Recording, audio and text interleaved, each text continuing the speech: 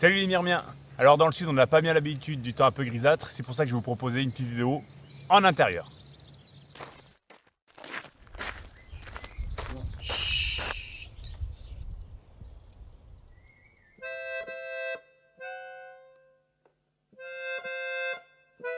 Alors aujourd'hui ce que je vous propose ce sera plutôt d'aller voir un petit peu les colonies de fourmis que j'ai en élevage à l'intérieur.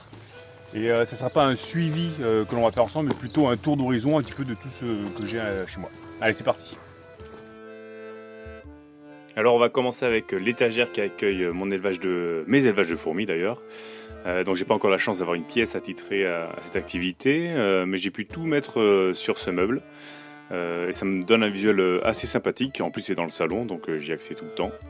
Et j'en suis pas mécontent. On va le voir un petit peu plus en détail.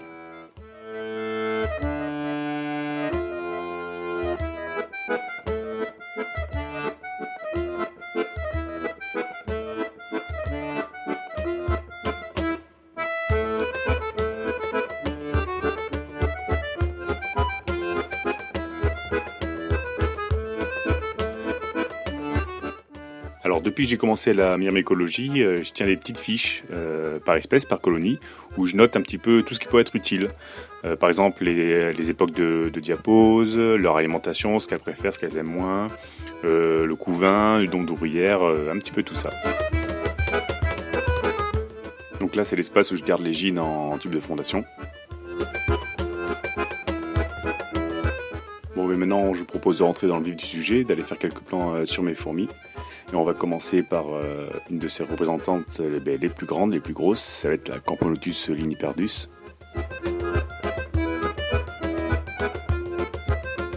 C'est une gîne que j'ai récupérée en juillet 2018, qui se prénomme Reine Fifine, donnée par quelques adhérents. Et actuellement, elle a à peu près 20-25 ouvrières. Elle est dans ce nid il y a à peu près 2-3 semaines avec cette molaire de chasse aussi. Elle se porte très bien, il y a eu une explosion de couvains et d'œufs, c'est vraiment impressionnant, je pense que ça va être une très bonne année.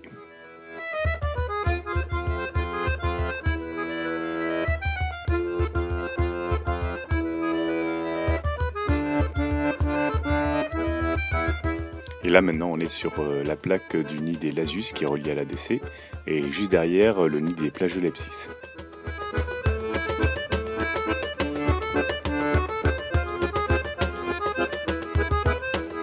Pour les Lasus, c'est une gîne que j'ai récoltée en avril 2018. Et là, je compte actuellement un petit peu moins d'une centaine d'ouvrières. Mais il y a vraiment un énorme tas de cocons, comme vous pouvez voir, et un gros couvain aussi. Donc l'année s'annonce très très bien.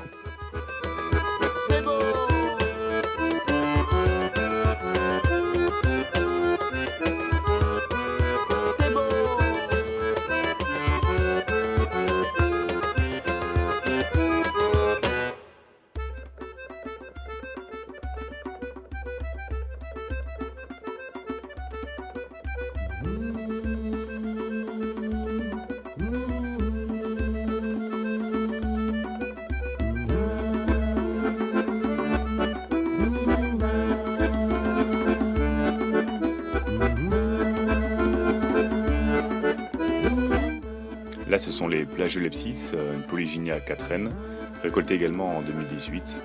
Voilà, quelques soucis en début, c'est parti assez lentement, mais là, cette année, j'ai bon espoir. À sortie de diapo, j'ai pu observer quand même de belles pontes, et là, il y a des belles plaques d'œufs collées sur la paroi, donc j'espère que cette année, je vais avoir le début d'une vraie colonie de Plagiolepsis.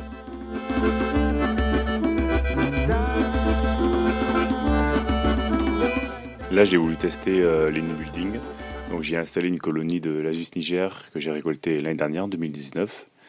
Donc elles ont passé l'année dans le nid, dans les galeries, sans souci. Et là récemment, elles ont mis tout leur couvain ainsi que la gîne dans l'abreuvoir, dans le tube d'abreuvoir. Voilà, j'ai pas encore trop su pourquoi, manque d'humidité dans le nid peut-être. Par contre les cocons restent à l'intérieur dans les galeries. Donc je continue à observer, à voir comment elles réagissent avec ce nid.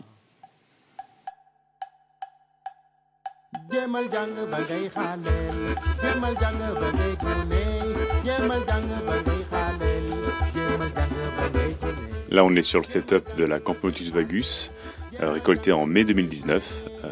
Donc je vous présente la gîne Kobiloba, de son petit nom. Voilà, une fondation de 7 ouvrières, j'en ai perdu une à la sortie de diapose de cette année. Et ça se relance doucement. Un peu moins d'activité dans la DC que l'année dernière en tout cas.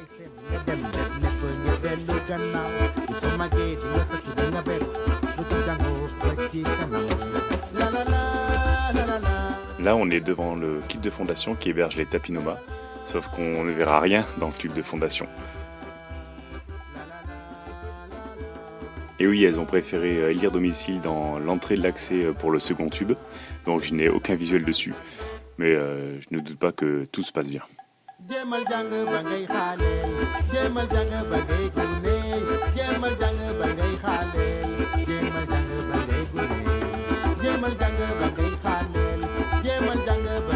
Là, c'est le petit kit de fondation pour les Lasius myops. Donc Lasius myops, c'est une sous-espèce des Lasius flavus, mais plus méridionale. Il y a juste certains individus qui changent en taille et en couleur. C'est une colonie que j'ai depuis 2019, qui a eu un démarrage lent comme la plupart des flavus. Mais là, cette année, ça se présente bien et j'ai de belles grappes d'œufs.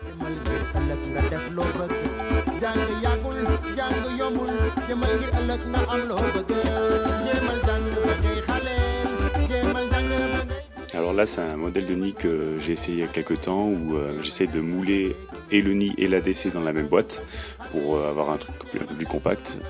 Les galeries elles sont cachées par une petite plaque aimantée. Et à l'intérieur, du coup, j'ai mis une colonie d'Aphaenogaster il y a de ça maintenant un peu plus d'un an et demi, je dirais. Donc cette gine, je l'ai récoltée en 2018.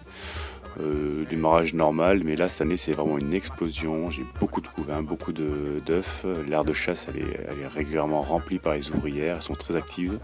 C'est l'espèce qui est vraiment sympa à observer. On ne s'en lasse pas en fait.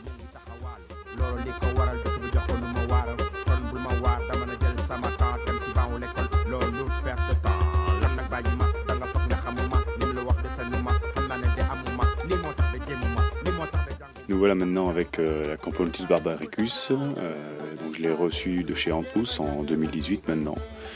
Je les ai fait passer dans ce nouveau kit aire de chasse et nid plat il n'y a pas longtemps. Je voulais un petit peu voir la visibilité qu'il y avait sur ces nids, qui est assez sympathique. Et là je dois avoir à peu près maintenant une trentaine d'ouvrières, ça se passe plutôt bien.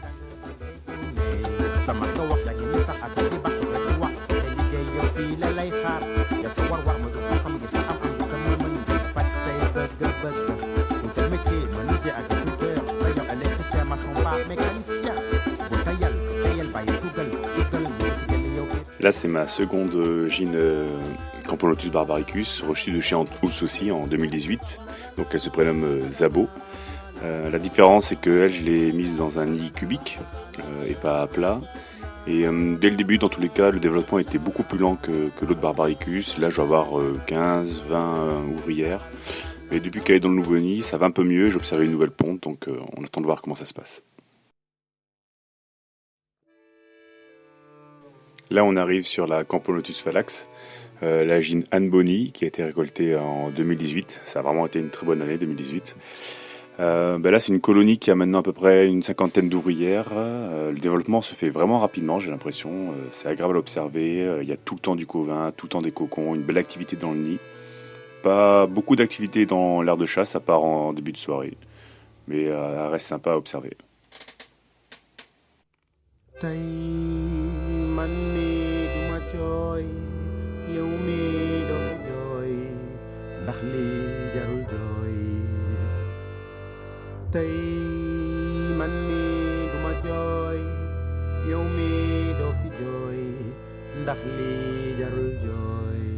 Là, on est devant le kit des Camponotus lateralis, une gine que j'ai également eue en 2018, à part qu'elle a eu un développement assez rapide, parce que maintenant j'ai plus d'une cinquantaine d'ouvrières, j'arrive pas trop à les compter à l'intérieur du nid.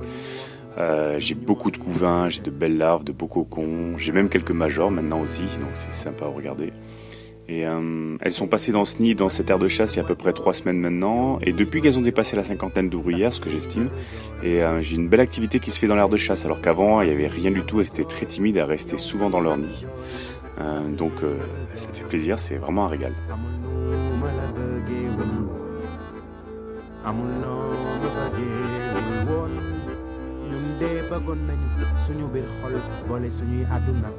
Pour finir, on va aller voir maintenant mes Messor barbarus. Donc c'est une gine que j'ai depuis 2017, c'est ma plus ancienne colonie que j'ai.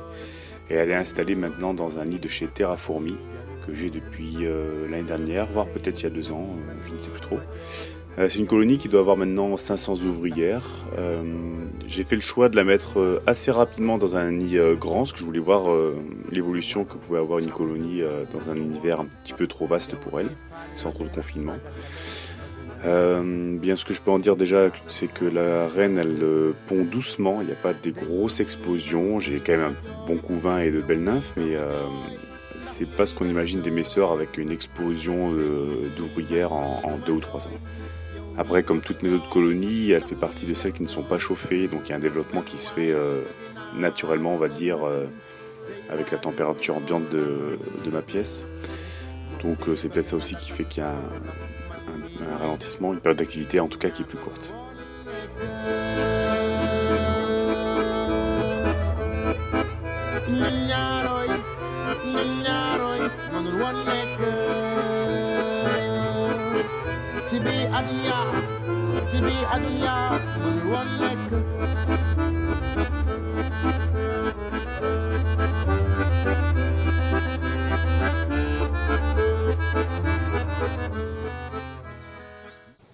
Voilà, c'est la fin de cette vidéo. Bon, un format un petit peu plus long, j'espère quand même que ça vous a plu. J'avais à cœur de vous montrer la plupart de mes colonies. N'hésitez pas à me dire en commentaire si ça vous intéresse que l'on fasse de temps en temps un suivi des colonies ou d'une espèce spécifique, comme ça je saurai un petit peu vers quoi m'orienter. En attendant ça, je vous dis à une prochaine pour une vidéo nature, je l'espère, à l'extérieur. Allez, ciao!